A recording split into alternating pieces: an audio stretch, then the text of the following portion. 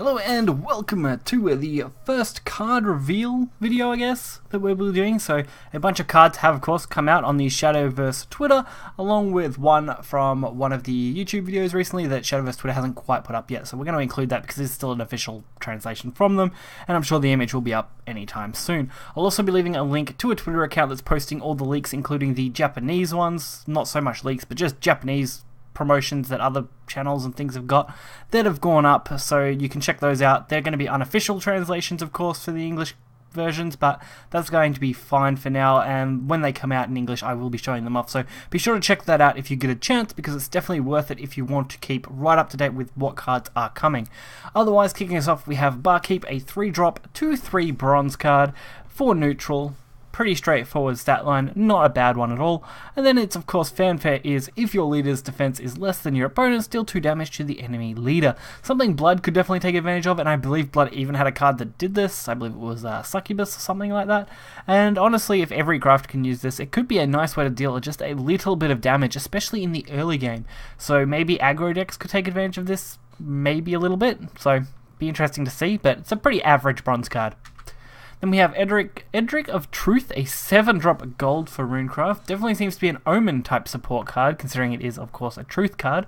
It is draw cards until there are 9 cards in your hand. If this card has been spell boosted at least 9 times, recover 7 play points. So working very well with the Rune Omen, comboing those together would definitely work. You basically get to play this for nothing and draw a whole new hand, or draw until your hand is full, sorry, which would be just as good. So really straightforward card.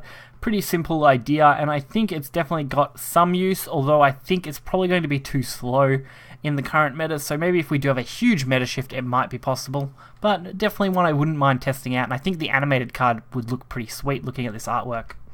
Then we have Witch Snap, a 2-drop of bronze for Runecraft. It is a deal 3 damage to an enemy follower, so pretty straightforward damage, and put an Earth Essence into your hand. So this one is, of course, Earth Rune support for that kind of 2 play point, 3 damage range of spells, which are pretty common these days, and almost every craft has one. Then we have a Dragon Empress Otohime, one of the, I think this was the 2nd or 3rd legendary released. I think it was the 2nd redone legendary, but Dragon Empress Otohime is a 7-drop 3/4 legendary, of course. Dragoncraft, all the new legendaries, or all the old legendaries, sorry, that are being redone are being put in new crafts. So this is, of course, one of those. Accelerate 1, summon an Otohime's Vanguard, which we will take a look at in a second. Fanfare, summon Otohime's Vanguard until your area is full. So pretty straightforward Otohime effect. Looking at Otohime's Vanguard, it is a 1/1 follower with Rush, so very straightforward. So instead of Ward, it just has Rush, which fits with the whole dragon theme. Potentially an okay card in something like PDK. I think PDK is rotating out though, so definitely would be more of an unlimited, of course, combination, but a fun one nonetheless. Then we have a Colette Holy Gunner, a 2-drop 2/2 silver for Havencraft. Fanfare, randomly perform one of the following. Put a Mosaic Holy Water into your hand, or deal 1 damage to a random enemy. So it's not too bad that is deal 1 damage to a random enemy. If it was just enemy follower, this would definitely suck a lot more. Although the RNG of this card is already really bad, which kind of hurts it overall. So that's a little disappointing. I mean, it would have been nice if it was a choose effect instead of a just random effect, but I mean, why not? It's another 2-drop 2/2 silver, and it's for Haven, so it could fit in somewhere, maybe in some budget-orientated deck, or even in Take 2, this deck. This card has some viability, I guess. Then we have Alterplane Arbiter, one of the first legendaries revealed, a 7-drop 6/6. This is going to be the neutral cover card for the whole set. It's actually got some pretty sweet looking artwork, and I can't wait to see it go full ball with its animated version.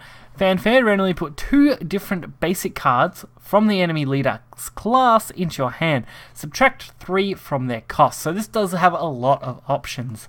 Basic cards, of course, being things that weren't released in any expansion. That does include standard, so you won't be able to get any cards that were released in the standard expansion. So only cards that are in basic, which means things you earn in the story and things you automatically start with.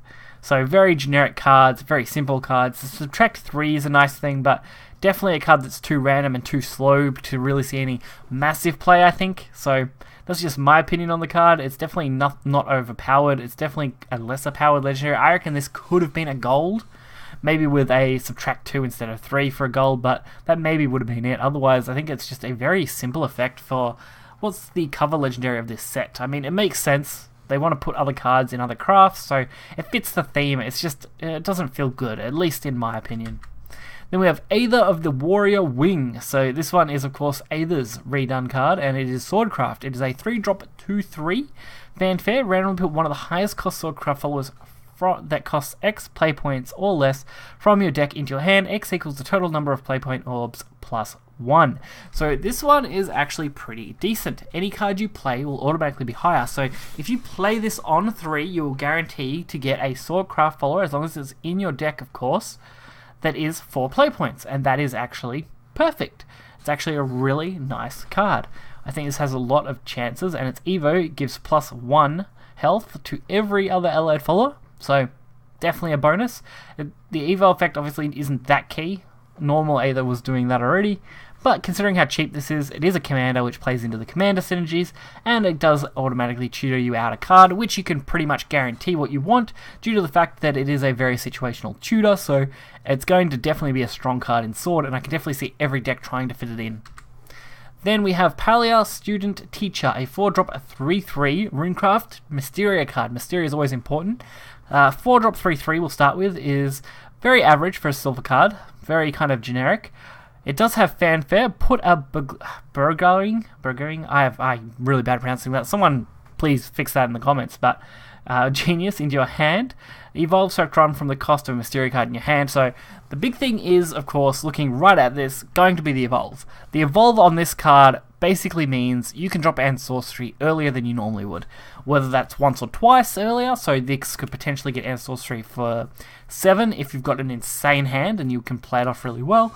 Or potentially, you could just go for what I think is going to be a lot more common, the turn 9 End Sorcery. We've already seen Mysteria being a super strong deck right now. Not too much is going to be thrown out of Mysteria with the rotation, and this is just really going to keep that going. So, really nuts to see this Mysteria card coming into it. And, of course, the Burgoying Genius is a spell card. It is a recover 1 evolution point, summon a Guardian Golem if there are 20 cards less in your deck. So that does fit with a whole 20 card theme as well. Although, if you want to play both of those, it would cost 8 play points, which makes this a little worse. But recovering play points isn't bad either. And anything with the Mysteria trait does a good job in Mysteria typically. So it's really going to be quite a solid silver card. I definitely could have seen this potentially even being a gold card for the effects it does. Maybe if it was a 4-drop 4/4 with a 6/6 Evo, it probably could have been a gold card for sure. Then we have Spice Cherub, a 2-drop 2/2 neutral card, bronze of course, very basic card. Fanfare enhanced for draw a card, probably too generic, honestly not that great. Draw cards are good, but expensive draw cards are quite bad, so not one I'm looking forward to.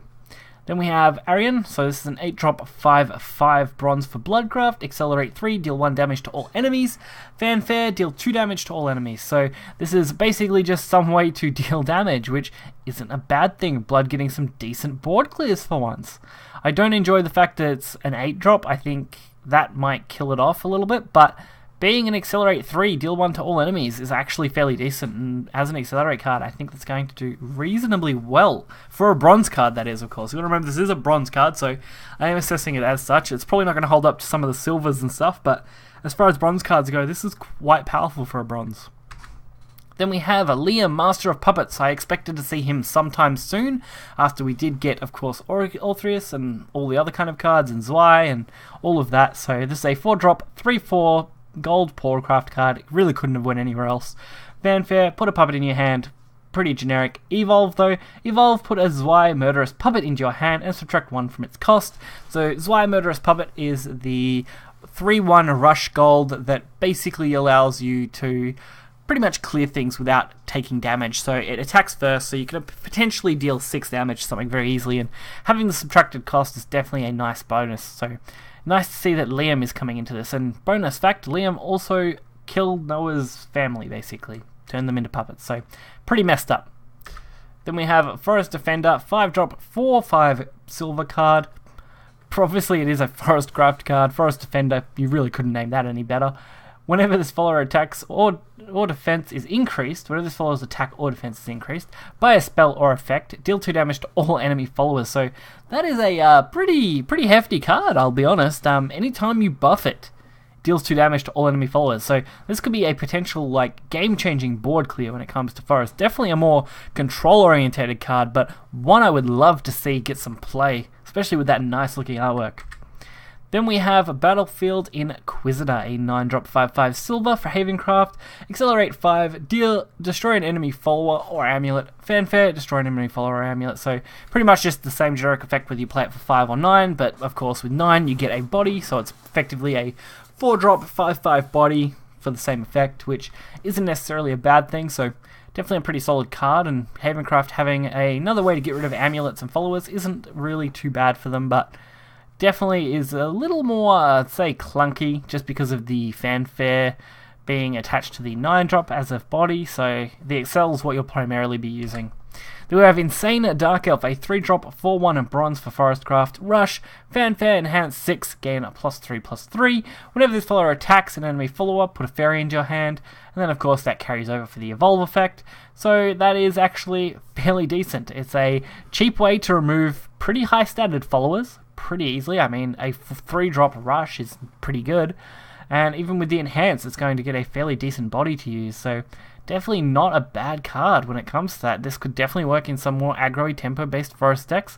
It also generates fairies, which is a pretty decent option, and overall is just a quite solid card. So hope you guys did enjoy this. This is going to round out the last card for this video. Of course they will be rolling out fairly regularly. I usually try and do 4 to 5 videos overall, just going over all the cards. There's usually about 90 of them. Some videos might double up. At worst, we end up with 6 videos, just based on how many cards come out. But if you do enjoy this video, hit the like button and subscribe. Again, check the link in the description for a Twitter page that's doing a great job covering things.